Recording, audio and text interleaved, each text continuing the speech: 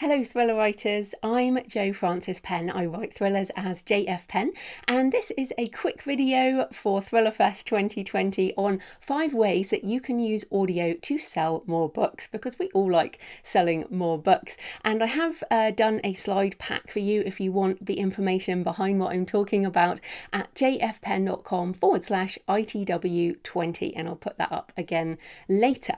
So why is audio such a big thing right now? Well, the Audio Publishers Association reported that in the last 7 years, there's been double-digit growth every year, and it is a hugely growing market. And you've probably read during the pandemic that more people have been downloading audiobooks and also borrowing audio from libraries. And then in terms of podcasting, the Infinite Dial report, which comes out every year about podcasting, now says that 37% of Americans are now listening to podcasts every month. So it's an incredibly powerful marketing platform. The other thing that's changed is that we now have a mature audio ecosystem. A lot of people wear an Apple Watch or a smartwatch. I certainly wear one, and also listen to audiobooks on their phones.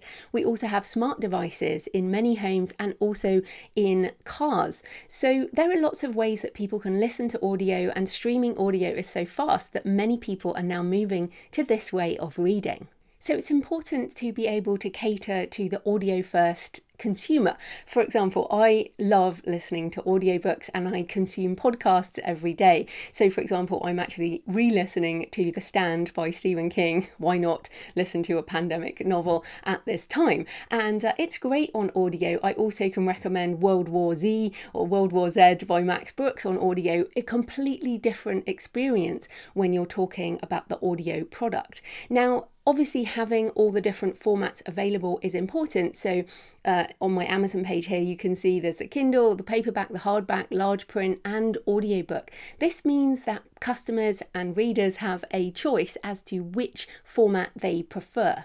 So let's get into the tips. So first of all, are all your books available in audio format? And this is a particularly good question if you've been writing for a long time. It may be that you haven't actually assigned your rights to a publisher for the audio editions of your works. This is always my first tip for people who are in traditional publishing and also in different countries. So for example, maybe you've actually licensed your audiobooks in North America, but not in Europe or other countries. So what's exciting now is people can listen to audio all over the world, and there are ways that you can manage this yourself if you have the audiobook rights. So first of all, obviously you can always ask your publisher for those rights back if they have not produced the audiobook, or you can go independent from the start. So you can use acx.com, which is Amazon and Audible's platform, and you can also use findawayvoices.com. So I use both of these to get into the big stores, Audible, Storytel, and also an Apple Books, for example, as well as getting into library systems and borrowing systems as well. So there are lots of ways you can get in, but the first thing to do is really look at, okay, with all my books, where could I actually do more audio? The second tip is not to limit yourself to just a normal full-length thriller, for example. You can do short, you can do long, you can go global, and you can go wide. So let me explain that. So first of all, short stories. So here's an example, my story, The Dark Queen. And this is it is a short story. It's been in anthologies, and I actually recorded that myself. So that is me recording a short story. It's only, I think, about 15 minutes long, and essentially it's available for sort of 99 cents, or I also give it away for free as marketing as part of my email list. So going short's really interesting, particularly with Findaway Voices, because you can do promotions on short stories and get people into your ecosystem, which is what we want, and give people a taste of your work.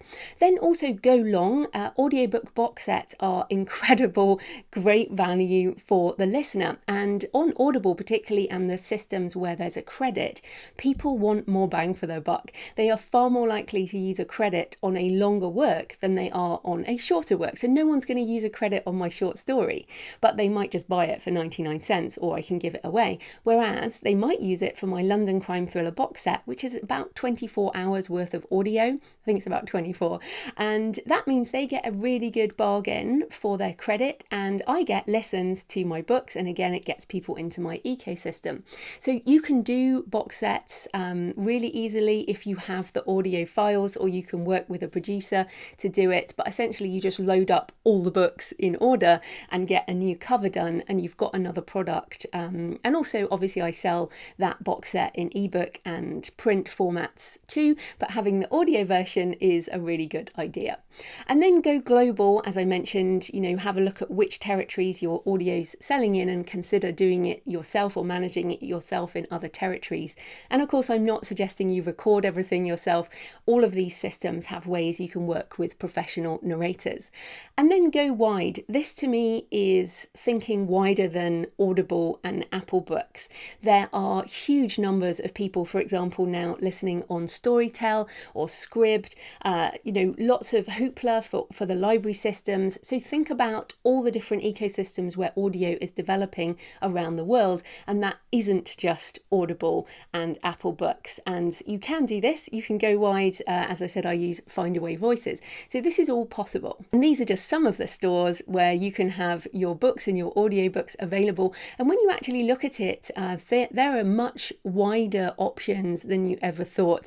And of course, we don't shop on all these stores, but lots of other people do. A good example is Google Play Audio, for example. Something like 70% of the rest of the world outside of America use Android phones with Google Play as their default app. So there are big times ahead in different markets for audio. Then, of course, as always, we need reviews. And the next tip is to use giveaway codes to get reviews.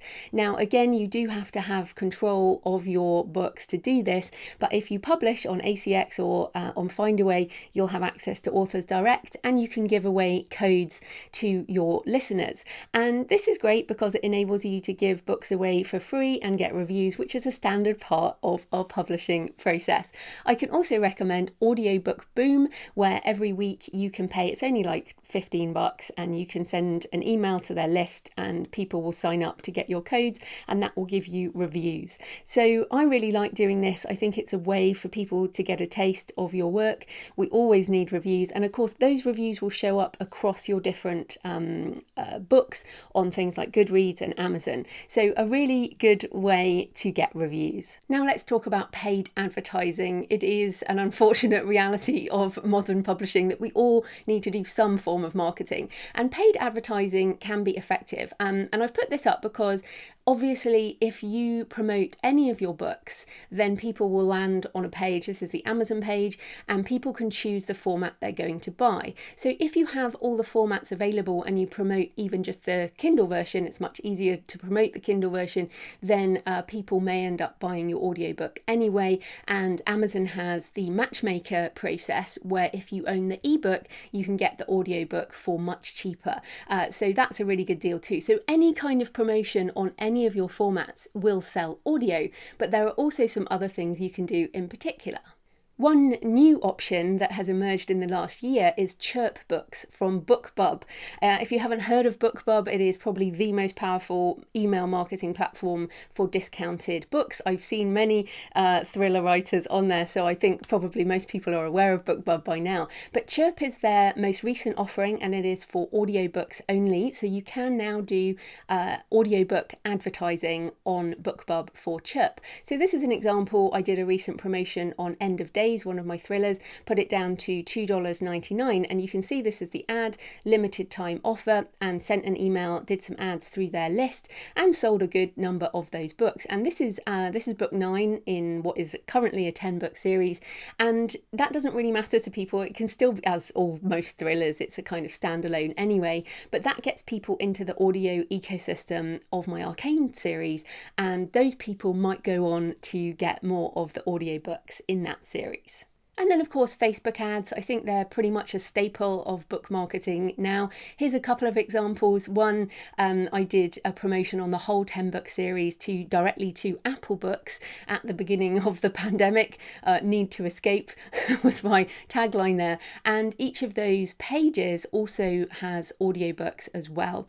And then a specific audiobook advert read by the author. What I found in some of my marketing and some of my relationships with readers is that actually readers love to hear things read by the author, and this is quite short. I mean, it's not as I said, this is 3 short stories. So again, not very long, but that was a good promotion as well. So for me, getting people into the ecosystem is what it's all about. And anything you can do to kind of get people in there is going to sell some of your other books as well. So now let's talk about podcasting, which, as I mentioned earlier, is continuing to be a growth area. And of course, if you're a listener to podcasts, you're also going to listen to audiobooks. So if you want to connect to audio listeners, it's a good way to do audio marketing. And podcasting is a great way to do this. Now, I do have a podcast where I interview writers. So here's an example. My podcast is Books and Travel, and I interviewed thriller author Leighton Green, who I'm sure many of you know amongst the thriller writer community. We talked about some of the places that he'd been for book research. And this is one way, is to get onto podcasts that are a niche that is somehow related. So many of us love travel. So, and travel underpins all of my books. So this was a thing. Now, I'm not suggesting you start your own podcast because it is a lot of work. But what you can do is pitch to be on podcasts that might relate to your books. So here are a couple of examples. The lovely James Rollins, who is one of my favourite authors, was on Pet Life Radio. Now, if you've read James Rollins' books, you'll know that he loves dogs. And if you follow him on Instagram, you'll know he has pictures of his dogs. And so it was great to see an example on this is not a thriller radio show. This is about pets, but there are lots of people listening who might be interested in reading a thriller that has dogs in. So that's a great example from James Rollins there. Wilbur Smith actually has his own, he's not on it, it's actually hosted by an adventurer, but it's called the Power of Adventure podcast, because they know that they can reach adventure readers through an adventure podcast. So they are having kind of adventure-y people on that right now, but I'm sure they're going to move into interviewing authors. And then I picked up this Vegas Rock Dog Radio, which I thought the branding there was a little bit more gothic. So depending on what types of books you write, who you are as a person, what you enjoy, the themes of your books, you can find podcast interviews to pitch that will be kind of tangential. So they're not necessarily going to be, here's an interview with this author about this particular book, but they could be, as this one is, about your dogs, about how dogs feature in your life, and then talk about your books as kind of tangential to that. So I want to open your mind, think about the different podcasters you could possibly pitch, maybe try listening to some if you haven't. Try and think wider than just the writer niche, the author niche. What are the themes that underpin your books? So I hope you found those 5 tips useful, and you can download the slides at jfpen.com/ITW20. And I do also have a book on audio for authors if you're interested in that. Right, so I hope to see you at ThrillerFest in 2021. Bye for now.